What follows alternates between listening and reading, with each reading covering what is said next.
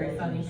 But right now, we are going to bring up another person who has been here multiple times. Very funny. He is one of my favorite comedians. Please welcome Brian Snyder!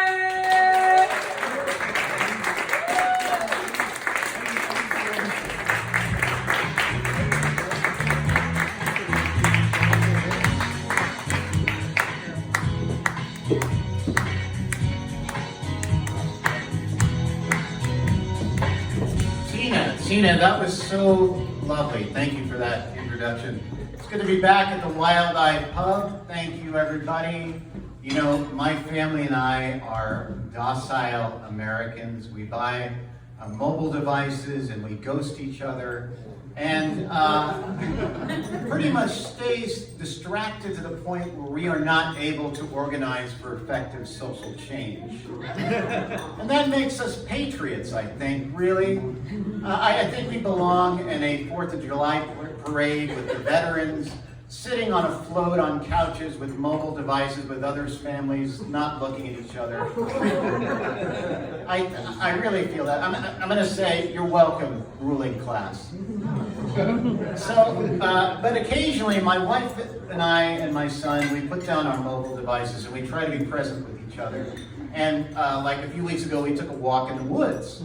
And as we're walking in the woods, my son asked my wife, "Are there bears out here that will eat me?" And my wife says, "Yes, but I will protect you."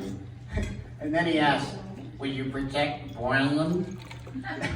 And my wife says, "Yes, I will protect you both. However, if I had to choose, I would choose you to protect you." And he asked, "Why?" Well, she says, "The most powerful weapon in the world is a mother. And you were in my belly for 9 months, and you smell like me, so it's my instinct, my natural instinct to protect you over Brian." And he was fine with that.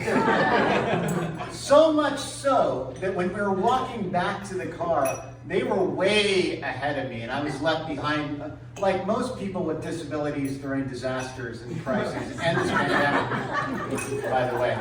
I was left way behind, and my wife, being loving, she stopped and said to my son, "Why don't we wait for Brian?" And he turns to her and says, "Can we just keep him in our minds?" So I'm dead to him. Already.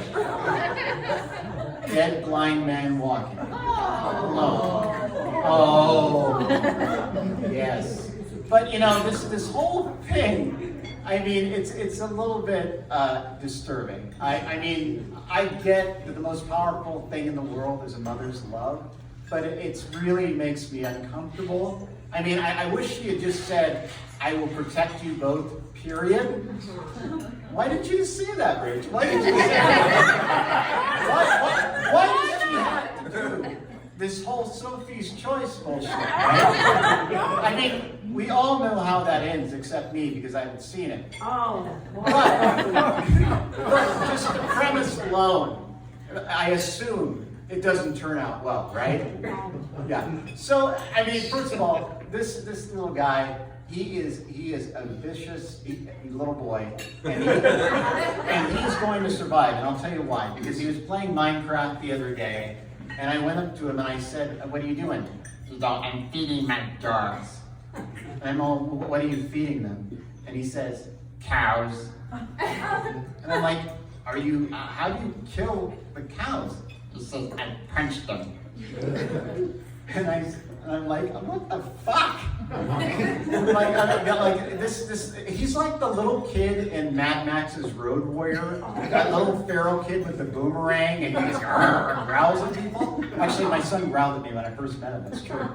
And, but he's gonna be fine because he's also got this deceptive nature about him. Like, because I went up to him a few days later while he was playing Minecraft, the game, and I said, "So are you killing cows right now?" And he said, "No." And I don't know why I'm preempting the voice with my own voice. And it's fucking weird. All right, I'm weirding myself out. So he goes, no. And I said, what? And he says, I don't kill cows. And I'm like, what? Why did you say that? And he says, I lied. And I'm like, well, why did you lie? I wanted you to stop saying words. So he's going to be fine. But Rachel, why did you have to be this ableist eugenics Nazi? First of all, it was a walk, not a disaster. Wait a minute. I'm serious. Like, I mean, I'm sure some of you out there are being like, yeah, I'd leave the blind guy behind. And it's probably, those are fascist thoughts. Those are fascist thoughts you're having. So Rudy, keep an eye on those people. But anyway, so like, I get it. I'm annoying. I can be fucking annoying besides my disabilities. Just by being alone, I have severe OCD, trust issues, and my wife, she's a doll about it. But I am annoying. For example, like, so my wife says to me the other day, she said, "You're the opposite of a pep talk." And I'll tell you why she says it. So my wife and son were making this collage to celebrate the first 100 days of school. I guess they've run out of shit to celebrate in school. But, so they're making this collage, and my son's putting a seashell, he's gluing it onto the collage. And my wife says very tenderly, she says, you know, if you put your ear up to the seashell, you can hear the sea. And he got all excited, and without missing a beat, I said, that's just the room tone echoing in your ear. And boy, that fell short. Oh! That's why I leave you. You should. So does that make me bear bait me? Really? Yeah, yes, it does. Line? Yeah, it does. Yeah, it does. So, but no, there's other things, you know, like sometimes I'll put on a sock, and this is debatable, it's a gray area. I'll put on a sock with a hole in it, I don't want to take it off, because I'm just lazy, and I just figure, you know, nobody's going to see it, especially me. So I just kind of shoot over it, doesn't matter. And, you know, when I get home from work, I take off my shoes, I lay on the couch, and my wife violently takes off the socks, and she says, you are a hobo below the ankle. GQ above the ankle, hobo below the ankle. So, I mean, that's a debatable one. But then there's something that, you know, there's another thing that's, my wife's easily irritated. And, like, for example, like on date night the other night, I said to her, I asked her, I said, do you want to listen to some music? And she said, absolutely not. You listen to the worst music ever. And I said, what? I was gonna play some fine young Cannibals, you know what I mean? She drives me crazy, woo, woo, and no one cares. Now I'm thinking, with my taste in music, I belong in the Dr. Strangelove bunker with the scientists and supermodels, because it's so good. Oh my God. Did you hear that? Oh my God. I'm leaving you here. She's leaving. So, but there's, you know, there's other things that, I mean, this is more cut and dry, but for example,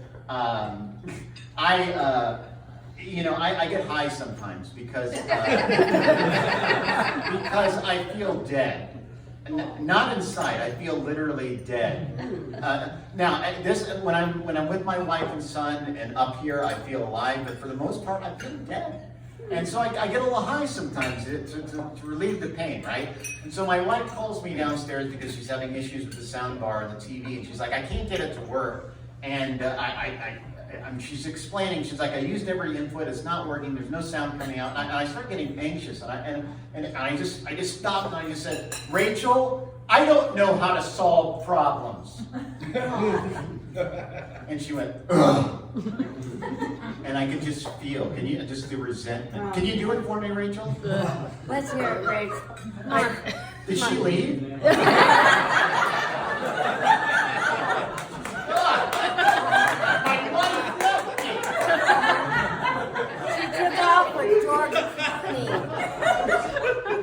But something funny. She's gone. Something funny happened the other day. So, my wife and son and I are having breakfast, and my wife leans over and smells my son and goes, "Oh, you stink. You got to go upstairs, clean up, and change, right?" Oh. And as he's walking, exactly. He smelled terrible. And as he's walking by me, I say, "Hey, bud, what's up? Well, what do you smell like?" And he goes, "I smell like mom." And he starts walking away, and just as he's out of earshot, she says under her breath, "That little fucking asshole." Rachel, Mother of the year. We've all said it under our breath. Rachel, I'm so glad that happened to you.